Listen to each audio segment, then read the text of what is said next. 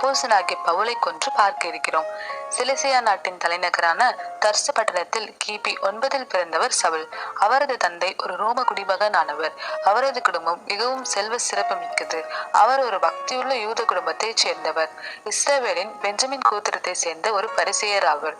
சவுல் தனது 5 வயதிலிருந்தே யூத மத சட்டங்களை பற்றிய பயிற்சி பெற்று வந்தார். வாலிபனான போது எருசலேமுக்கு சென்று வேத அறிவியல் தேர்ச்சி பெற்ற கமாலியேலிடம் பயிற்சி பெற்றார்.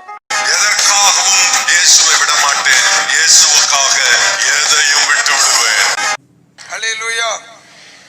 தோதரம் இன்னைக்கு ஆனந்த சுபின் தம்பி இப்ப கல்யாணம் பண்ணவே அவன் 10:55க்கு சபைக்குள்ள வந்து 10:15 மணிக்கு முன்ன நீ ஆலயத்துக்குள்ள வரணும், இல்லைன்னா வீட்டுல உட்காந்துக்கோ, துவச்சு தொங்க விட்டுருவேன் உன்னை.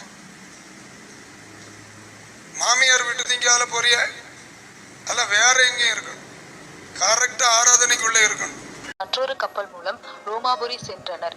அங்கு பவுல் தனக்காக வாடகைக்கு வாங்கியிருந்த வீட்டிலே 2 வருடம் முழுவதும் தங்கி தேவனுடைய ராஜ்யத்தை குறித்து பிரசங்கித்து வந்தார். கிபி 61 ரோம பேரரசன் நீரோ பவுலை விடுதலை செய்தான். பின்னர் தான் ஏற்கனவே செல்ல விரும்பிய பானியா தேசத்திற்கு சென்று அங்கு நற்செய்தியை அறிவித்தார். இதற்கிடையே நீரோ மன்னர் கிறிஸ்தவர்களை வெறுக்க துவங்கினார். டிராட்டில் பணியாற்றி கொண்டிருந்த பவுல் திடீரென கைது செய்யப்பட்டு கிபி 64 ரோமாபுரிக்கு மீண்டும் கொண்டு வரப்பட்டார். சிறை சேதம் செய்யப்பட்டார். சீயோனில் வாசம் செய்யும் எங்கள் இயேசுவை அடைந்திடவே, சீயோனில் வாசம் செய்யும் எங்கள் இயேசுவை அடைந்திடவே, ஆசையாய் இலக்கை நோக்கி ஓடிடுவேன், ஆசையாய் இலக்கை நோக்கி ஓடிடுவேன், வேகம் பந்தய பொருளை பெற்றிடுவேன்.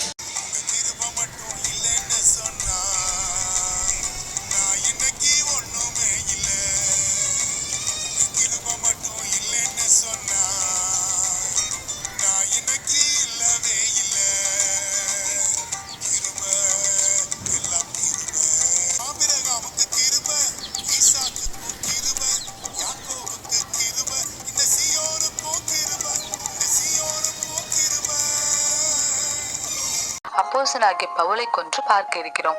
சிலிசியா நாட்டின் தலைநகரான தர்சு பட்டணத்தில் கிபி 9 பிறந்தவர் சவுல். அவரது தந்தை ஒரு ரோம குடிமகனானவர். அவரது குடும்பம் மிகவும் செல்வ சிறப்பு மிக்கது.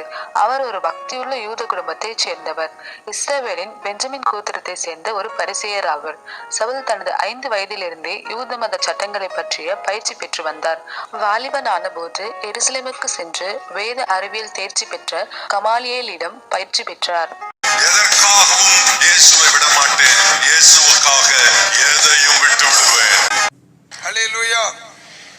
தோதரம் இன்னைக்கு ஆனந்த சுபின் தம்பி இப்ப கல்யாணம் பண்ணவே அவன் 10:55க்கு சபைக்குள்ள வந்து 10:15 மணிக்கு முன்ன நீ ஆலயத்துக்குள்ள வரணும், இல்லைன்னா வீட்டுல உட்காந்துக்கோ, துவச்சு தொங்க விட்டுருவேன் உன்னை.